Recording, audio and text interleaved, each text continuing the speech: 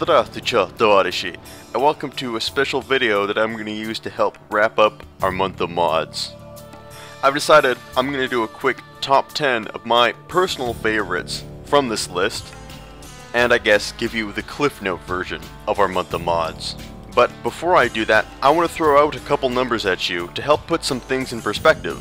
Anyway, we had, of course, 30 mods based on 15 different games, and if you wanted to install all these games, plus the mods that were shown, you would need at least 140 gigabytes free in your hard drive, and you could potentially buy all these games on Steam, with the exception of the Source Engine and Wing Commander Saga, which were both free.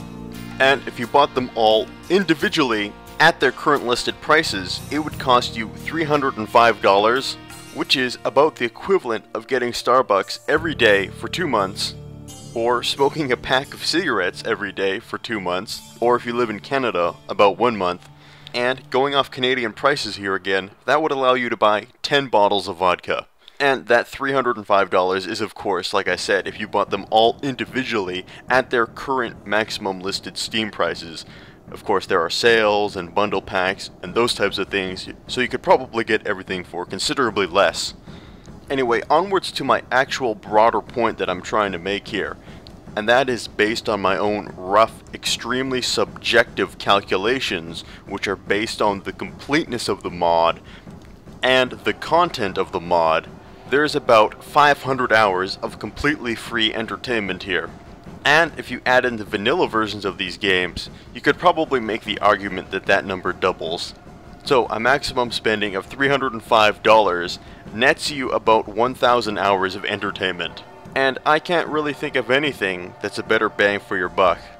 So anybody who ever tells you that buying video games is a waste of money is a fool, because I can't think of any better conceivable entertainment investment. Anyway, onwards with our top 10 list, and the mod I'm going to put at number 10 is the Stanley Parable, because I really like this mod. I thought it was incredibly unique, and it was the only mod that made me have a deep philosophical discourse with myself about the nature of video game characters and their role in regards to us. But the fact is, there isn't that much content here, so it gets a spot pretty high up on the list, but I still absolutely think that a mod as cool and unique as this definitely deserves some respect and accolades.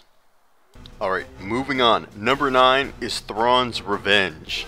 And I like this mod because I feel like it puts in the ingredient that was missing in the original Star Wars Empire at War.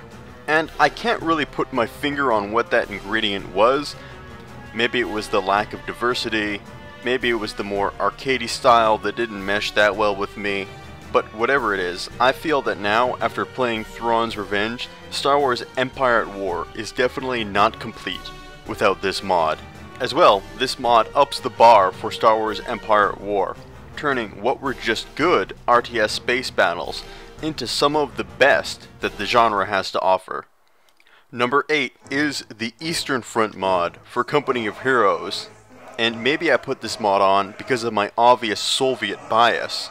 But regardless, I don't think you can argue that this isn't a well done mod that adds in an army that fits very nicely into the Company of Heroes framework and fixes one of the most egregious problems that the original Company of Heroes had, and that is, how the hell can you have a World War II game without featuring the Soviet army? I don't know, it's like having a Civil War game that doesn't feature the Union or something. And another thing that propels this mod onto my top 10 list, Katyusha rockets, because you just can't beat Stalin's organ. Man, I want to get a t-shirt that says that, and maybe there's like a button on it that you press and it makes that awesome sound that Katyusha rockets make. Anyway. Number 7 is Roma Surrectum II, and I have a similar feeling with Roma Surrectum that I do with Thrawn's Revenge, and that is that this game just isn't complete without this mod. I mean, there's far more factions, units, building options, historical events, historical starting points, getting to play as one of the best generals in history right off the bat. Seriously, what's there not to love about this mod? But man, if they had only just added in authentic languages, then I would be a happy man. Okay, right after Roma Surrectum is stainless steel. And the reason why I put stainless steel ahead of Roma Surrectum is one word: the Mongols. Because, I mean, we've played the Romans to death over and over and over again in a variety of different games, but there's hardly any game that lets you play as the Mongols, which is absurd. Because when you think about it, and how badass the Mongols were, there should be so much fodder for a fantastic Mongol Total War game, or just any kind of Mongol strategy game, heck, any kind of Mongol game in any genre you can think of. I mean, who wouldn't want to play Mongol Cooking Mama, fermented mare's milk, and horse blood? Can somebody please make a Photoshop of that for me? Coming in at the halfway point is No More Room in Hell. Now, I like zombies. I like zombies a lot, and I'm pretty sure I'm not the only one. And No More Room in Hell taps into an area that I think is really lacking in the video game department. And that's a serious, slow-paced, and methodical type of zombie game, where the emphasis is more on avoiding the zombies rather than trying to kill every single one. Also, I really love the slow, plodding pace of these zombies. It gives you much more time to contemplate your impending doom. And when you mix in elements like the cooperative aspect, the fact that one bite can infect you and take you down, and the scarcity of ammo and resources, you've got a pretty compelling experience here. So, let's talk about number 4, which is Kaiserreich. And I don't know if you guys have noticed up to this point, but I'm a pretty big fan of history, and one of the most compelling things about history is playing the what-if game. And that's what Kaiserreich is. You're literally playing the what-if game if World War I had been won by Germany. And I think there's a pretty compelling argument to be made here that this is the mod that has the most replayability, because every time you play, something different and something crazy is going to happen. And there's a certain satisfaction to tinkering with the world and creating your own elaborate scenarios. And doing that in this alternate historical reality is just as, if not more compelling, than doing it in the reality that we know. Alright, top 3 now, with number 3 being Dayz. And a lot of what I said about No More Room in Hell applies to Dayz. But the major difference I see between the two is that No More Room in Hell is what it's like to play through a Romero zombie movie, while Dayz is what it's like to play through a real-life zombie apocalypse. And this survival zombie MMO type of style that Dayz has going on is almost certainly, I think, in the near future, going to spawn off into its own genre and define how zombie games are going to be made for the foreseeable future, and the standard to which all upcoming future zombie games will be measured against. I think there's definitely something special about Dayz, and we're going to be seeing its ramifications for some time to come. Number 2 is going to be the Third Age Total War, and I don't think there's any question about this mod that it is exceedingly well done, to the point where I can't believe it's not its own game.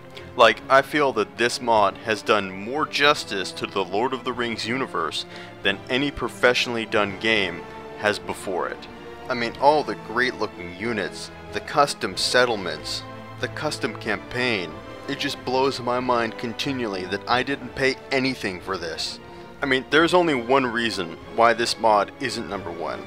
And that is the fact there's no Tom Bombadil. I mean, if Tom Bombadil was in this mod, it could potentially be mankind's greatest historical achievement.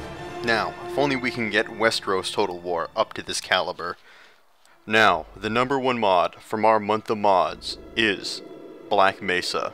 And I think it doesn't matter how I decided to arrange these mods on my top 10 list, because, let's be frank, top 10 lists are pretty arbitrary in nature in terms of what really separates a number 6 from a number 5.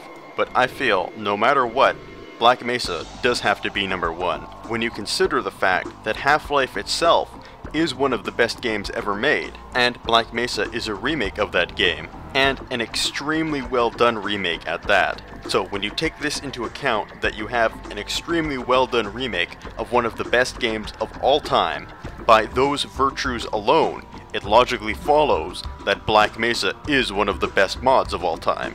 I mean, what an amazing package we have here.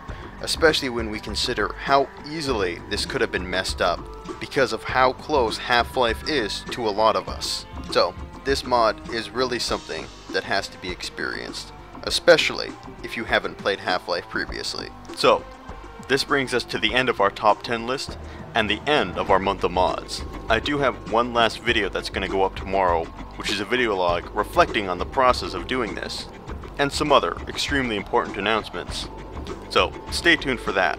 But before I go, I really do want to take the time to thank the people who made all these mods, a lot of whom gave a lot of their time and effort into creating something that will bring many of us endless hours of entertainment for virtually no monetary reward on themselves.